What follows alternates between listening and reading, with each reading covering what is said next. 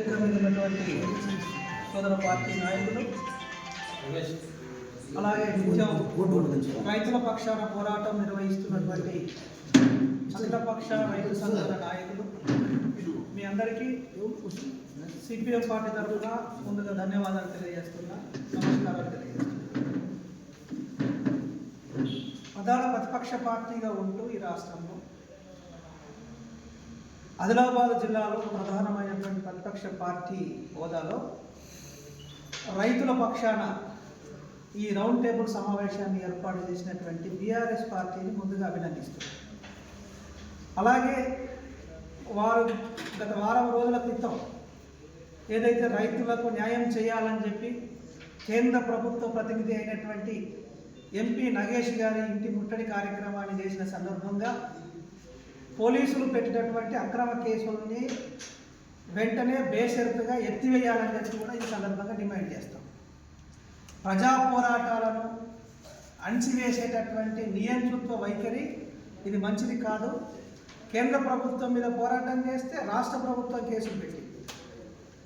ఒక పక్క కేంద్ర ప్రభుత్వం మీద మేము పోరాటం చేస్తున్నాం అంటున్నారు, కేంద్ర ప్రభుత్వం మీద ప్రతిపక్ష పార్టీలు ధర్నాలు చేస్తే లేదా పోరాటం చేస్తే రాష్ట్ర పోలీసులతో కేసులు పెట్టిస్తూ ఉన్నారు. మీరు ఎక్కడ విలాపత అయ్యారు అనేది కూడా స్పష్టం చేయాల్సినటువంటి అవసరం ఉందని చెప్పి సందర్భంగా అడుగుతూ ఉన్నారు. అట్లనే ఈ ఆదిలాబాద్ జిల్లాలో ఒక ఎంపీని ఆదిలాబాద్ జిల్లా ప్రజలు గెలిపించి బీజేపీకి ఇచ్చారు. దాంతోపాటు ఉమ్మడి ఆదిలాబాద్ జిల్లాలో 4 మంది ఎమ్మెల్యేలని బీజేపీ ఎమ్మెల్యేలను గెలిపించి పంపించారు.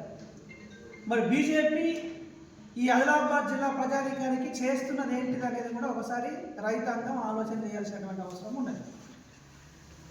రైతులు ఇబ్బంది పడేటటువంటి కొత్త పథకాలని తీసుకొచ్చి కొత్త పద్ధతుల ద్వారా రైతులు సిసిఐకి అమ్ముకోకుండా ఈ తలకాయ నొప్పి మాకెందుకులే అని చెప్పి అనుకొని ప్రైవేటు వ్యాపారస్తులకు అమ్ముకునేటటువంటి స్థితిని కల్పించడము ఎంతవరకు సమంజసం?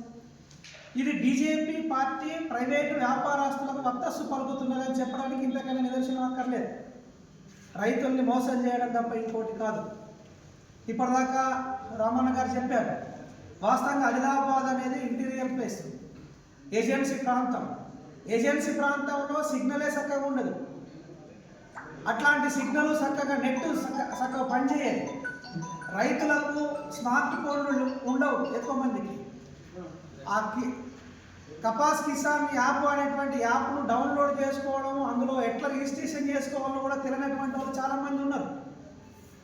అది తెలకనే ఇలా లక్ష్మీపూర్ అనేటువంటి గ్రామంలో ఒక రైతు 56 క్వింటాల పత్తిని నష్టపోవాల్సినటువంటి పరిస్థితి వచ్చింది అని అంటే, ఎడవ దీపక్ అనేటువంటి రైతు పత్తి కాలిపోయింది అని అంటే కనీస కనికిరం కూడా చూపించినటువంటి స్థితిలో ఇలా కేంద్ర ప్రభుత్వ ప్రతినిధిగా ఉన్నటువంటి జిల్లా కలెక్టర్ ఉన్నారు అని అంటే ఇక రైతులు ఏం పట్టించుకుంటున్నారు అనేది మనం ఒకసారి అర్థం చేసుకోవాల్సినటువంటి అవసరం ఉంది. అందుకని అత్యధిక వర్షపాతం నమోదైంది మన జిల్లాలో. అత్యధిక వర్షపాతం నమోదు కావడం ఫలితంగా పత్తి రంగు మారింది, సోయాబీన్ రంగు మారింది. రంగు మారితే పత్తి కొనుగోలు చేయం, తేమ ఎక్కువ ఉన్నది కాబట్టి కొనుగోలు చేయం అని చెప్పి అంటున్నారు. రైతులు మార్కెట్కి వచ్చి మార్కెట్ యార్డ్లో పత్తిని ఆరబెట్టుకున్నటువంటి దుస్థితి మనం ఎప్పుడన్నా చూసినాము? మొదటిసారి చూస్తూ ఉన్నాము. అసలు తేమ శాతమే ఉండకూడదు డిసెంబర్ వరకు అనేది న్యాయమైన డిమాండ్. అది ప్రకృతి వల్ల వస్తున్నటువంటి తేమ తప్ప రైతులు నీళ్లు కొట్టి తీసుకొస్తున్నదేం కాదు. రైతులు కావాలని చెప్పి పత్తిని తడుపుతున్నది కాదు, లేదా సోయాని తడిపింది కాదు. కాబట్టి ప్రకృతి వైపరీత్యం వల్ల నష్టం జరిగినటువంటి రైతుల్ని ఆదుకోవాల్సినటువంటి బాధ్యత ప్రభుత్వాల మీద ఉన్నది. కానీ ఆ ప్రభుత్వాలు తప్పించుకునేటువంటి పని చేయడము, నిబంధనల పేరుతోని రైతుల్ని అన్యాయానికి గురి చేసేటటువంటి పని చేయడం అనేది సమంజసం కాదు. ఈ రౌండ్ టేబుల్ సందర్భంగా డిమాండ్ చేస్తూ ఉన్నాం, బేషరతుగా కపాస్ కిసాన్ యాప్ను ఎత్తివేయాలని చెప్పి సందర్భంగా డిమాండ్ చేస్తూ ఉన్నాము. తేమ శాతాన్ని 20% పెంచి కేంద్ర ప్రభుత్వం కొనుగోలు చేయాలి సిసిఐ ద్వారా అని చెప్పి కోరుతూ ఉన్నాము. కాబట్టి ఈ డిమాండ్లను పరిష్కరించడం కోసం ఈ రౌండ్ టేబుల్ సమావేశం సందర్భంగా రాజకీయ పార్టీలకి అట్లనే ఐక్య రైతు సంఘాల నాయకులకు నా విజ్ఞప్తి ఏంటంటే, మనం పోరాటాన్ని ఉధృతం చేయాల్సినటువంటి అవసరం ఉన్నది రైతుల పక్షాన.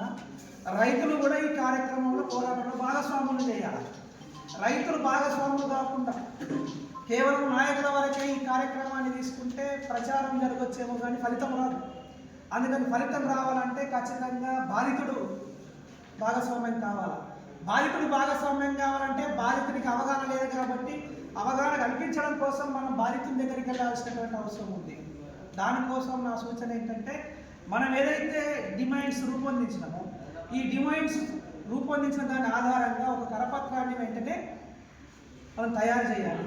ఆ కరపత్రాన్ని తీసుకొని కనీసము మండల కేంద్రాలు, ఒక పెద్ద గ్రామము, ఆ మండలంలో ఉన్నటువంటి పెద్ద గ్రామాలు కొన్ని ఎంపిక చేసుకొని అఖిలపక్షంగా రైతు సంఘాలుగా రాజకీయ పార్టీలుగా రైతుల దగ్గరికి వెళ్ళి గ్రామ సభల్ని మనం పెడదాం.